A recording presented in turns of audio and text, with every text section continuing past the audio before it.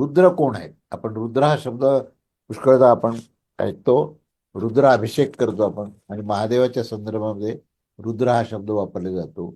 अगदी हनुमानाच्या संदर्भात सुद्धा महारुद्र असा शब्द वापरला जातो. तेव्हा या रुद्र शब्दाचा अर्थ काय आहे आणि ते कोण कोण रुद्र आहेत असा हा प्रश्न आहे.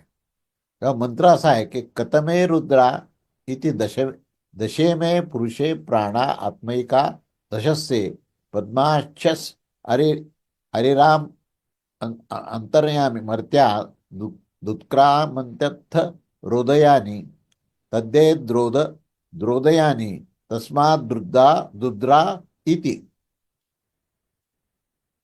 अर्थ असा आहे की शाक्यवल्क्यांनी प्रश्न विचारला की रुद्र कोण आहेत, आणि याज्ञवल्क्याने उत्तर दिलंय की पुरुषात जे 10 प्राण असतात आणि इंद्रिय असतात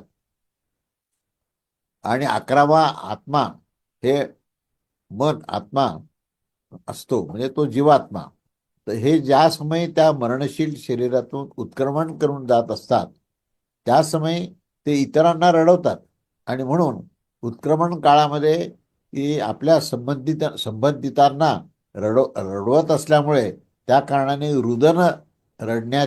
रुदन करणारे म्हणजेच रडणारे जे आहेत त्यालाच आपण रुद्र असं म्हटलं. रुद्र म्हणजे रुदन करणारे. रुदन करणारे म्हणजेच रडणारे.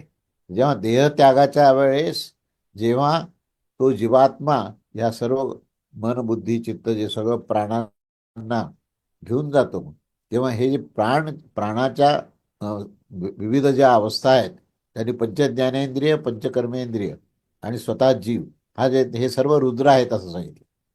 त्यामुळे त्याचा आशय असा आहे की रुद्र कोण आहेत.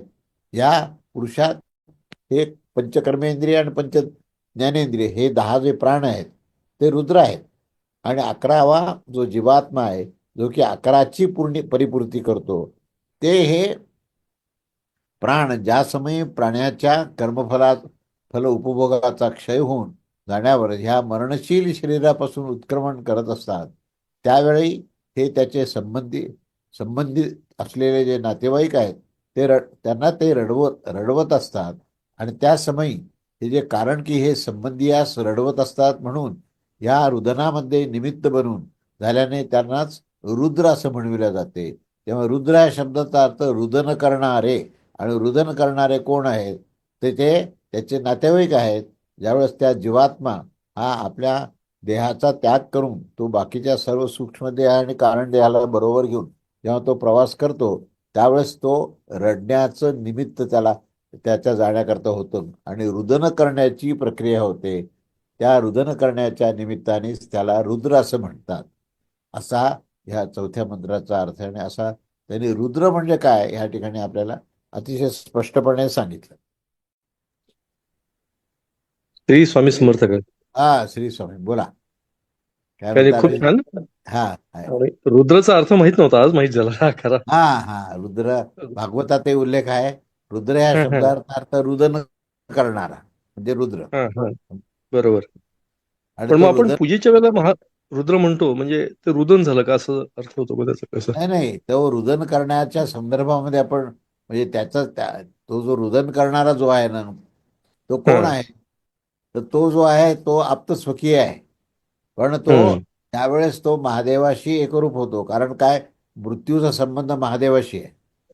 हम्म आणि ज्यावेळेस तो महादेवाशी एकरूप होतो त्यावेळेस त्याचं जे वर्णन आहे ते वर्णन सर्व केलेलं आहे पूर्ण, की तो ओके. आता म्हणजे मृत्यूच्या संदर्भातले त्याचे जे काही संकल्पना आहेत त्या हम्म संकल्पना स्पष्ट होतात, आणि अज्ञानापोटी तो रडत असतो. पण हम्म ज्यावेळेस त्याने महादेवाचा त्याचा संबंध आला, कारण हे रुद्र जे आहे ते शेवटी हे त्याचा प्रमुख जो आहे ना तो कोण आहे, तर तो रुद्राचा प्रमुख हा महादेव आहे. हम्म म्हणजे तुम्ही जे रुदन करणारे ते रुद्र आहेत, आणि रुदन करणारे हम्म कशा करतात, रुदन का करतात, कारण त्याने हम्म जीवात्म्याने देहत्याग केला म्हणून. हम्म पण हे जे रुदन करणं हे अज्ञानाचं लक्षण आहे. बरोबर. कारण काय की मृत्यू कशाचा होतो हे त्यावेळेस कळत नाही. तो बरोबर. तो असं म्हणतो की त्या व्यक्तीचा मृत्यू झालेला आहे, हम्म पण त्या व्यक्तीचं अस्तित्व कधीही संपत नाही. हम्म फक्त तो त्याचा जो देह बाहेरचा जो त्याचं कवच आहे त्या देहाचं त्याचा त्याग करून हम्म. नवीन कवच धारण करण्याकरता निघतो.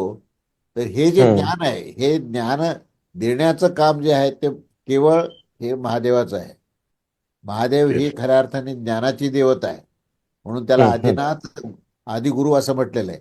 तरी हम्म. हे हम्म. जे हे आदिनाथाचं जे कार्य आहे ना ते कार्य म्हणजे अज्ञानाचा मृत्यू आहे. नाच करा. मृत्यू केवळ देहाचा मृत्यू नाही तर बरोबर. देहाच्या निमित्ताने जे अज्ञान झालेलं आहे त्या हम्म. अज्ञानाचा तो मृत्यू आहे. त्यामुळे तो आहे. ते मृत्यूचा मृत्यू आहे. जे मृत्यूने बरोबर. युक्त असलेला जो देह आहे ना त्या हम्म. देहाचा त्याग होणं म्हणजेच त्या मृत्यूच्या संदर्भामध्ये असलेलं अज्ञान जे आहे त्या अज्ञानाचा ऱ्हास आहे. त्याग करणं. अज्ञानाचा मृत्यू आहे. म्हणून आपण हम्म. उत्पत्ती स्थिती लयाचं वर्णन करताना आपण भगवान श्री शंकर जे आहेत ते जे आहेत ते मृत्यू देणारे आहेत असं म्हणतो आपण. तर हम्म. मृत्यू म्हणजे काय देतात ते तर अज्ञानाचा मृत्यू देतात. बरोबर, म्हणजे सृष्टीचा नाश नाही करत, ते अज्ञानाचा नाश काय करतात. नाही हा हे समजणं खूप आवश्यक. लोक काय हा, म्हणतात बरोबर. सृष्टीचा नाश केला त्यांनी. करेक्ट. सृष्टीमध्ये तर त्यांना उत्पत्ती स्थिती लय तर चालूच आहे ना. पण बरोबर. पण त्या उत्पत्ती स्थिती लयामध्ये आपला संबंध काय आहे हे समजणं आवश्यक आहे. हम्म. आपल्याला त्याच्या बरोबर. संदर्भात असलेलं जे अज्ञान आहे ना तर त्याचा नाश करणं आवश्यक आहे. त्याचा लय होणं आवश्यक आहे. म्हणून हम्म. महादेव जे आहे हे कशाचं प्रतीक आहे तर तो ज्ञानदानाचं प्रतीक आहे. महादेव तो गुरुचं प्रतीक आहे. पण भगवान भगवान श्री शंकर जे आहेत ते दत्तात्रयामध्ये ब्रह्मा विष्णू आणि महेश आहेत. तर त्या ब्रह्मा विष्णू महेशामध्ये तिथे म्हणजे उत्पत्ती आहे त्याचं सृजन आहे. उत्पत्ती करणारा ब्रह्मदेव आहे निर्माण करणारा आणि त्याला सांभाळणारा कोण आहे तर भगवान विष्णू आहे. पण नुसतं उत्पन्न करणे आणि सांभाळणे एवढं मर्यादित असू नये तर त्याला हम्म. ज्ञानाचं अधिष्ठान असावं म्हणून मग महादेव आले. आणि जसे हम्म. महादेव आले तसे गुरुंनी ज्ञान द्यायला सुरुवात केली.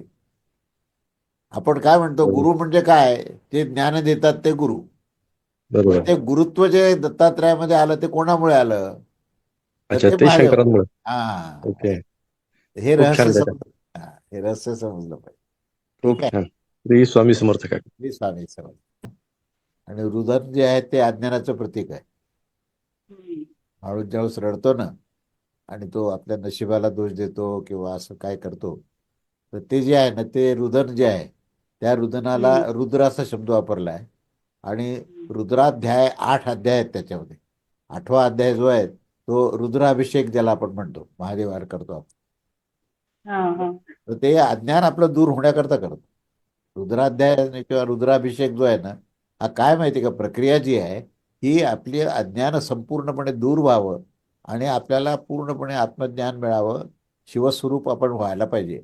आपलं हे जीवस्वरूपाचं जे त्याग करून अज्ञानाचं त्याग करून आपण शिवस्वरूप व्हायला पाहिजे. हा त्याच्यातला मुख्य उद्देश आहे.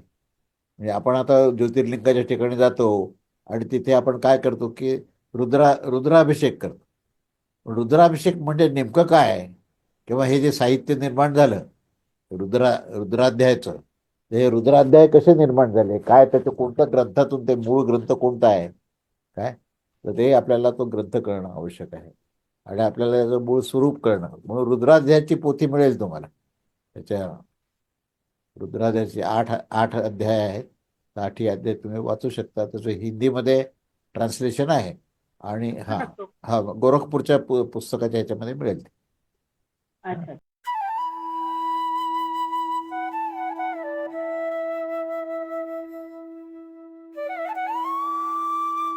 अध्यात्मावर अशीच माहिती मिळवण्यासाठी देव माझा चॅनलला सबस्क्राईब करा